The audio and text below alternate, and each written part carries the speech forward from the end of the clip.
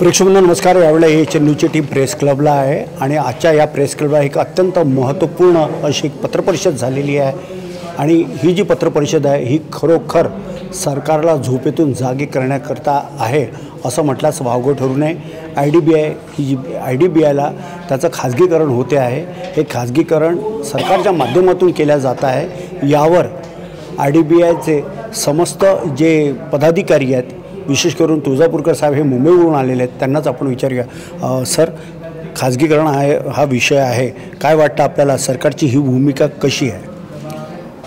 सरकार एकीकडे सबका साथ सबका विकासची भाषा करतं आणि दुसरीकडे बँकासारखं स्ट्रॅटेजिक फायनान्शियल इन्स्टिट्यूशन ही विदेशी भांडवलदारांना विकतं, हे कुठेतरी विरोधाभासाचं आहे। त्यामुळं ही सरकार बोलतं एक आणि करतं एक असं ते चित्र आहे। जर समजा याचं खाजगीकरण झालं तर किती नुकसान होणार आहे या देशातील तरुणांचं, विशेष करून IDBIमध्ये काम करणाऱ्या त्या समस्त कर्मचाऱ्यांचं? एक तर बँकेचं कॅरेक्टर बदलेल म्हणजे जी बँक आता शेतकऱ्याला कर्ज देते, एज्युकेशन लोन देते किंवा छोट्या माणसाला कर्ज देते ते देईनसी होईल आणि ती मोठ्या धनदांडग्या लोकांना फक्त कर्ज वाटेल।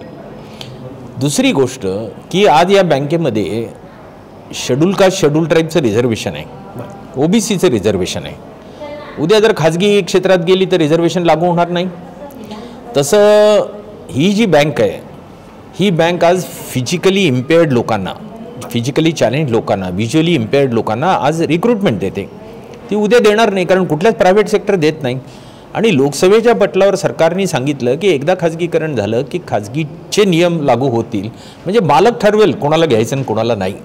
तर त्या अर्थाने जर बघितलं तर त्याचं जे सोशल कंटेंट आहे बँकेचं आजचं ते संपुष्टात येईल। आपल्याला असं वाटतं की IDBI बँक असेल आहे किंवा इतरही समांतर ज्या बँका आहेत ते सरकार कुठेतरी उद्योगपतींच्या घशामध्ये हा सर्व टाकण्याचा प्रयत्न करतात आहे? अगदी बरोबर आहे, कारण त्यांना एक 20,000-30,000 कोटीमध्ये जर 10 लाख कोटी रुपयेच आपल्या डिस्पोजलला मिळत असतील तर का नाही सरकार करणार? कारण शेवटी ती धनदांडग्यांसाठीच आणि त्यांच्या डिक्टेटवरच काम करते हे स्पष्ट आहे। बिलकुल बिलकुल। तर आपण होते तुळजापूरकर साहेब, अजूनही काही पदाधिकारी त्यांना पण आपण विचारूया। सर, खाजगीकरणाबद्दल जे होणार आहे याबद्दल आपली आपण पोटतिडकीनं पत्रपरिषदमध्ये माहिती दिलेलीच आहे, काय आपली नेमकी प्रतिक्रिया आहे आणि काय व्हायला हवं असं आपल्याला असं वाटतं?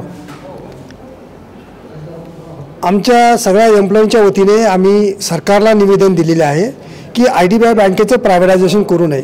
त्याच्यामागे 2-3 मुद्दे अत्यंत महत्त्वाचे आहेत। याच IDBI बँकेने देशाची जी प्रगती झालेली आहे त्या प्रगतीमध्ये अहम रोल निभावलेला आहे।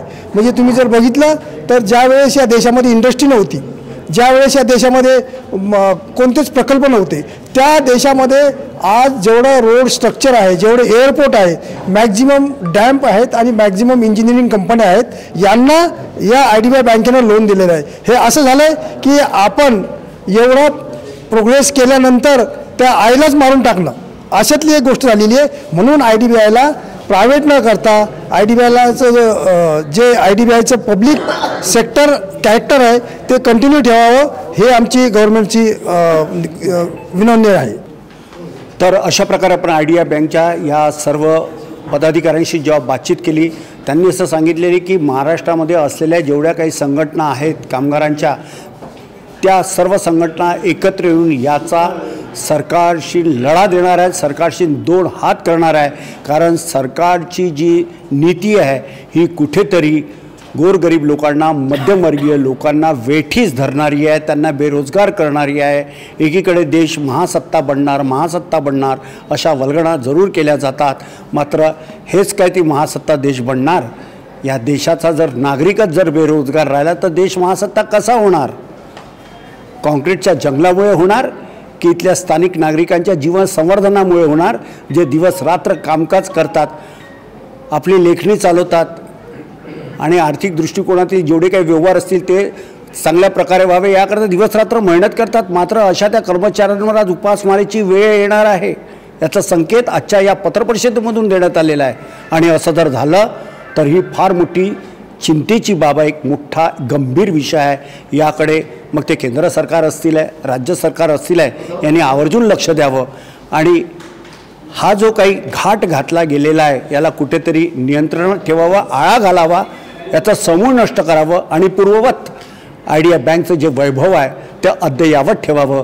कारण जर बँकेचं खाजगीकरण झालं तर नक्कीच ही उद्योगपतींच्या घशात जाईल आणि उद्योगपतींच्या घशात जेव्हा आयडिया BI बँका जातात तेव्हा गोरगरीब मध्यमवर्गीय लोकांना लोन कर्ज मिळणार नाही, हे ठासून इथल्या पदाधिकाऱ्यांनी सांगितलेलं आहे.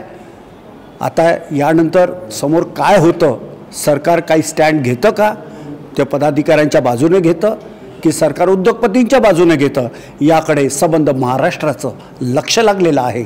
नागपूरच्या प्रेस क्लब या सभागृहातून व्हिडिओ जर्नलिस्ट दिनेशसह संजय मिरे, एच न्यूज नागपूर.